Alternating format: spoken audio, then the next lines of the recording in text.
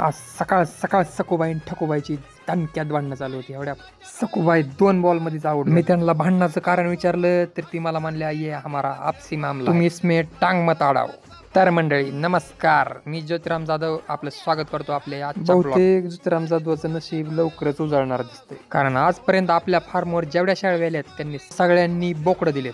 त्यामध्ये आज अनेक 2 बोकड्या ॲड झाली.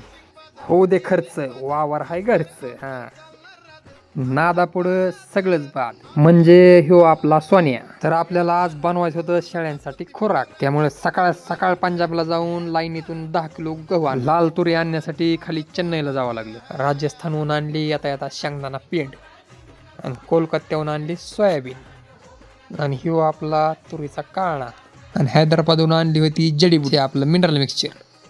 सगळं व्यवस्थित मिक्स करून घेतलं आणि केलं बॅलरमध्ये भरायला चालू. आपलं भरायला चालू असताना ह्यो वाघ आपल्यावर नीट भर म्हणून आपल्याला दाब देतो. ये मेरे चांद का तुकडा.